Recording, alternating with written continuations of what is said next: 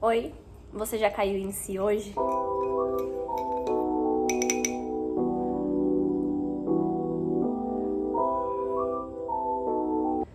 Será que realmente tudo na sua vida dá errado?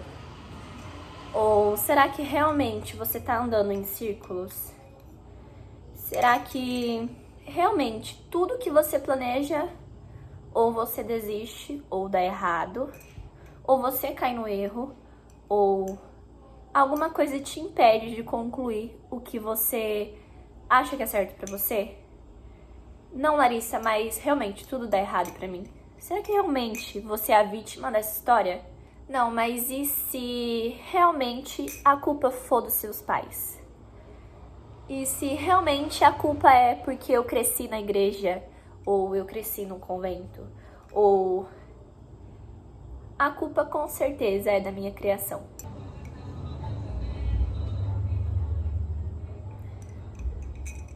Vamos refletir um pouquinho se isso faz sentido? Hoje eu quero falar com você como que a gente cai em si.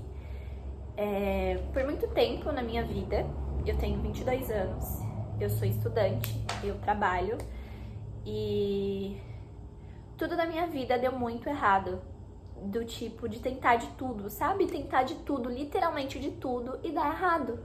E a gente se pergunta por que tá dando errado, por que eu tô tentando de tudo, o erro deve ser eu devo estar sendo castigado, eu devo estar com pecado, devo ter jogado pedra na cruz, eu devo ter feito alguma coisa, porque qualquer planejamento que eu faça, por mais disciplinado que eu seja, dá errado.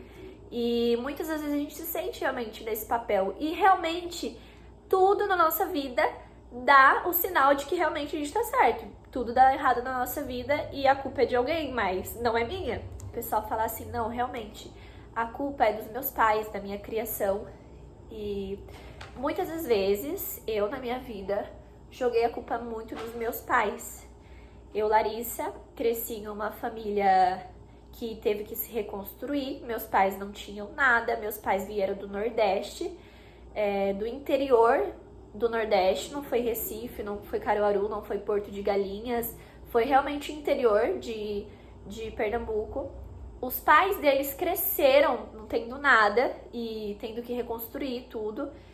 E eles também cresceram nessa, de não ter nada e ter que reconstruir tudo. Os meus pais casaram muito cedo, porque a minha mãe morava com os pais dela e a mãe dela faleceu muito cedo, quando ela tinha somente 13 ou 14 anos de idade.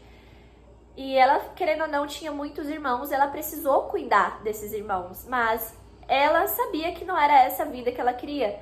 Se ela tivesse colocado como prioridade o pai dela, no caso, e os irmãos dela, ela nunca teria se casado, ela nunca teria colocado em primeiro lugar o casamento dela, a felicidade dela, e ela nunca teria crescido. Ela nunca teria construído uma família, eu nunca teria existido, nem eu e nem meu irmão teria existido. E muitas das vezes a gente olha para nossa situação de agora, pelos privilégios que a gente tem agora, que os nossos pais nos deram, e por conta de alguns erros dele, a gente coloca a culpa neles. Talvez psicólogos, a maioria dos psicólogos falam, não, é crença limitada, é crença colocada na sua cabeça, tá, mas é culpa extremamente dos seus pais. Se você tem uma noção de que, pô, o meu erro hoje é porque os meus pais não me ensinaram isso mais pra trás, é porque eu cresci em um ambiente assim, ou é porque eu fiz isso, isso e isso, tá, eu sei onde que tá o erro, mas os meus pais vão mudar isso? Não. O meu emprego vai mudar isso? O meu chefe vai mudar isso? Tá, o meu erro tá no meu emprego. O meu emprego vai mudar isso por mim? Eu vou continuar infeliz se eu não mudar esse erro. Se eu tô num ambiente onde me faz paralisar, não é automaticamente que isso vai mudar. Não é porque eu sei onde que tá o erro que o erro vai simplesmente parar de existir. A única pessoa que pode mudar isso é você. Então não adianta você ir e falar assim, não, o erro tá no meu ambiente. Porque muitas das vezes eu culpei os meus pais por estar no ambiente em que eu estou. Por não crescer, por ter vícios de hábitos, por ter crenças e tudo mais. Eu culpei muito os meus pais por muito tempo. E a gente entra nesse automático, mas os nossos pais não podem mudar. Eles fizeram o que eles puderam com o que eles tinham e ok. E se tem algum erro que eles cometeram que traumatizaram a nossa vida, eles não vão fazer nada para mudar isso. A única pessoa que pode mudar isso é você. Isso é realmente clichê, mas isso é uma realidade. Voltando a essa história que eu tava falando da minha mãe, realmente se ela não tivesse saído de lá, se ela tivesse colocado em primeiro lugar, realmente eu sei que o meu ambiente me paralisa, eu tenho que cuidar dos meus irmãos, a gente é pobre, a gente não tem dinheiro, a gente não tem nada, e eu sei que a minha vida vai ser essa. Mas se eu colocar o tempo todo o meu emocional, é porque eu gosto deles, é porque eu amo eles, porque se eu fizer isso eles vão ficar magoados comigo, por causa disso, por causa daquilo, por causa disso, ela nunca teria saído daquele ambiente. Atitude, mudanças de comportamento. Ela se planejou junto com o meu pai. O meu pai era mais sozinho, porque a mãe dele era enfermeira, então vivia a rotina muito corrida. O pai dele fazia o que ele podia, tinha o jeito dele de demonstrar amor. Então, meu pai, ele não tinha afeto, então era ele por ele mesmo, ele que tinha que correr por ele mesmo. E minha mãe tinha todo esse afeto, mas ela tinha que cuidar dos irmãos, que eram todos homens, a grande maioria era todos homens. Então, meu pai correu de um jeito e minha mãe correu de outro, e os dois se juntaram no final. Fizeram com que o projeto deles se realizasse, que era minha mãe sair de casa para se casar com meu pai. Realmente gosto do meu marido, então eu vou me juntar com ele. E se juntaram. Vieram para São Paulo e construíram uma vida junto. Passaram por muitas barreiras, passaram por muitas coisas difíceis. E minha mãe ficou por muito tempo sozinha aqui em São Paulo, porque não tinha os irmãos. Ela cresceu no interior, ela cresceu em um negócio cheio de família, cheio de gente ao redor, e tudo isso e tudo aquilo. E pra vir pra São Paulo e começar tudo sozinha, foi uma barra. Então não significa que você não vai sofrer por deixar pra trás os seus vícios. Você não vai sofrer agora a vida é linda só porque eu saí de um ambiente tóxico, eu saí de um ambiente que me paralisa, eu saí de um ambiente que me deixa mal, ou simplesmente talvez não seja tóxico, ou só me paralisa mesmo, ou só não vai fazer com que eu me sinta bem, com que eu cresça, que às vezes não necessariamente precisa ser tóxico pra gente ser paralisado. Então, às vezes a vida quer mais da gente. Não significa que você vai sofrer por sair de tais lugares. Muitas das vezes as pessoas romantizam muito a gente ter novos hábitos e ter disciplina. Parem de romantizar isso, porque não vai ser fácil, vai ser doloroso. Então caia em si. Quando a gente cai em si, a gente tem noção de onde que está saindo o nosso erro. A única coisa que a gente pode fazer é mudar, é ter essa atitude. E não significa que não vai doer, você vai sofrer no meio do caminho. Pra você deixar uma crença de lado, pra você deixar de enxergar a vida de um jeito, pra você ter que sair do ambiente do seu lar, ao redor dos seus pais, ou você parar de ter uma atitude de agradar todo mundo, ou você parar de fumar, de beber, ou você parar de fazer tal coisa, você começar um hábito novo. Não significa que você vai ser perfeito e também não significa que você não vai sofrer, você vai sofrer. A única coisa que você tem que fazer pela sua vida é não se culpar, não se vitimizar, não achar que, mas eu tomei essa atitude, eu tô crescendo, mas tudo continua a mesma coisa. Não continua a mesma coisa. Você tem que parar um pouco e pensar no que você tá fazendo da sua vida. A melhor forma de você cair em si é você perceber que se tá dando errado é porque você não tá no caminho certo. E se tá dando errado não significa que, mas Larissa, você acabou de se contradizer, porque você tá falando que se eu tô seguindo algo que é certo pra mim, significa que eu vou sofrer. Sofrimento não significa que você tá no caminho errado. O que eu quero dizer é que se você tá em caminhos que você sempre repete e que você sempre tem o mesmo resultado e você não tá satisfeito com esse resultado, significa que você tá no caminho errado. E significa que isso não é pra você. E não significa que esteja ruim não ser pra você. Mas isso é o meu sonho. Talvez você deveria estar fazendo o seu sonho de um jeito diferente, ou talvez realmente esse sonho não é pra você. Deus não quer que você siga esse sonho, porque Ele quer muito mais pra você. A vida não quer isso pra você. Às vezes a vida te conhece, a vida sabe quem você é. A única pessoa que não se conhece é você. E quando a gente repete as mesmas coisas e só culpa os nossos familiares, as nossas crenças, o nosso emprego e a vida, sabe quando a gente fala assim, meu, tudo tá dando errado pra mim, tudo tá dando errado pra mim, Deus deve estar me castigando, eu joguei pedra na cruz, eu nasci pra dar errado, eu nasci pra fracassar. Você coloca a culpa tudo no seu exterior e nunca em você. E não significa que seja necessariamente culpa sua. Talvez seja só um momento de você parar e refletir sobre a sua vida. Talvez seja só um momento de você cair em si. Cair em si significa você parar e observar a sua vida. Opa, peraí, será que realmente esse caminho é pra mim seguir? Será que realmente, o que Deus quer para o meu financeiro? O que Deus quer para o meu emocional? O que está acontecendo à minha volta? Caia em si. Quando você cai em si, você se liberta de vícios, você se liberta de crenças, você começa a enxergar você. E hoje eu vou trazer uma referência muito conhecida para vocês de um livro bíblico. Hoje eu não quero trazer uma questão religiosa nem nada ou alguma coisa do tipo. Eu só queria trazer pra você uma referência mesmo.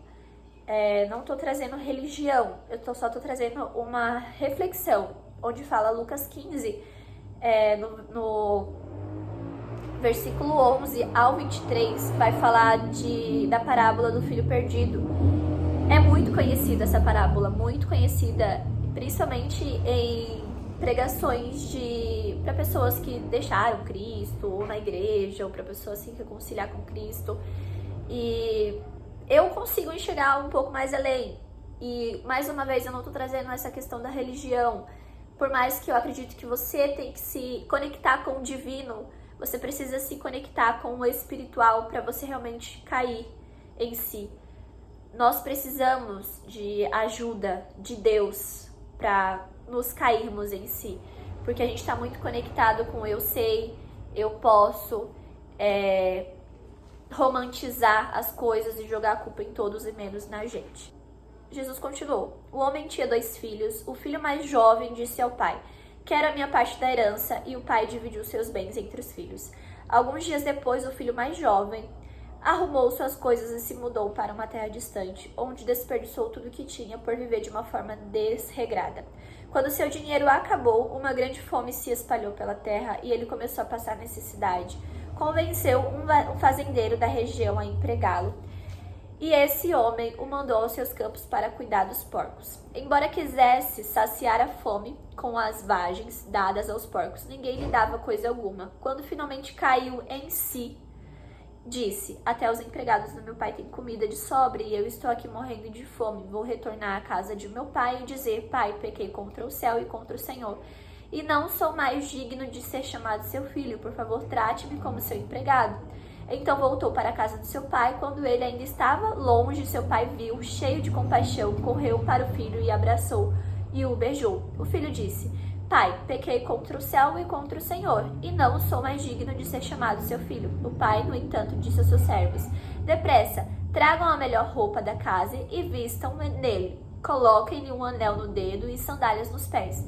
Matem um novilho gordo, faremos um banquete e celebraremos, pois este meu filho estava morto e voltou à vida, estava perdido e foi achado, e começaram a festejar.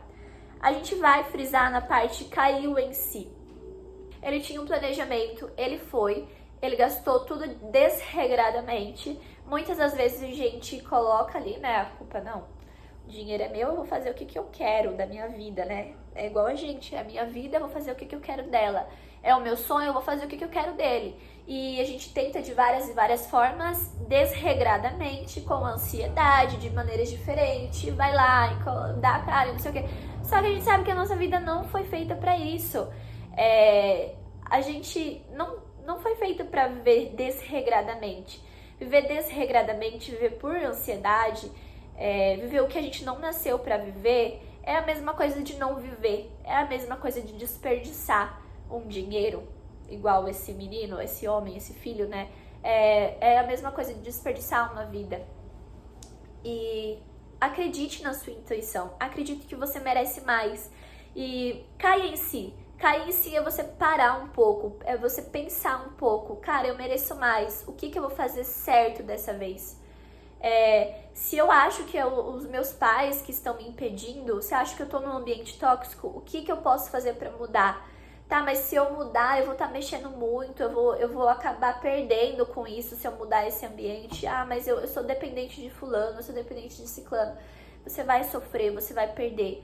Mas nunca coloque na sua cabeça que você é um fracassado. Nunca coloque na sua cabeça que você tá perdendo, que você nasceu pra fracassar. Ah, eu fui tentar uma coisa nova e eu fracassei. Não, caia em si. Quando ele caiu em si, ele voltou pra trás. Ele não foi adiante. O filho perdido, ele não continuou quando ele caiu em si. Ele não continuou a comer comida dos porcos. Ele olhou pra trás. Ele caiu em si, ele parou pra pensar. Poxa, eu tenho um pai e eu posso pedir perdão pra ele e ter o básico. E às vezes é o que a gente pensa, né? Nossa, eu vou cair em si e vou parar pra pensar no que eu quero pra minha vida e eu vou começar devagar e eu tenho uns planejamentos e vamos devagar. E realmente, você tá certo, você se desfez de alguns vícios, se desfez de algumas crenças. Só que o que Deus tem pra você, o que a vida tem pra você é muito melhor. E o pai foi lá, vestiu ele com as sandálias, colocou um anel, que o anel significa pertencimento, significa família. Foi lá, colocou ele na família, fez uma festa e um banquete. Quando a gente cai em si, quando a gente para pra pensar o que a gente precisa mudar, a gente pensa que na nossa vida vai estar mudando pouco, mas você abriu uma porta para um universo, você abriu a porta para coisas grandiosas acontecerem na sua vida. Esse é um primeiro passo para você realmente viver uma vida digna do que você merece. Para você realmente viver uma vida que você sonhou de verdade, de pertencimento. Siga a sua intuição, pare um pouco. E o título mais principal era como desfazer dessas crenças, como parar de ter esses pensamentos viciosos, crenças familiares e carnais. É você parar mesmo. Eu sei que é difícil, a gente sabe como que é complicado e de se desfazer de muitos vícios, principalmente de traumas. Mas a melhor forma e a melhor dica que eu tenho pra te dar é você parar. Você vai entender que você não é tão importante para outras pessoas. Você vai entender que você é irrelevante. Você vai entender que você não significa tanto. Talvez isso te frustre no começo, mas enxergue isso como um privilégio. Enxergue isso como uma oportunidade de você parar e olhar para dentro de você. Faça coisas simples, como meditar um pouco sobre a sua vida em 10 minutos da sua vida. Conversar com o seu espiritual, com Deus. Fazer uma oração. Fazer um propósito de 7 dias. E entender o que Deus quer do meu financeiro. O que Deus quer do meu emocional. Um dono de um céu, da criação do mundo e do universo, como que ele pode errar sobre o seu financeiro? Como que ele pode errar sobre o seu emocional? O que você vai perder? Caia em si. Caia em si. É isso, galera. Um beijão. Não esquece de seguir e comentar se isso fez sentido pra você na sua cabeça, tá? Beijão.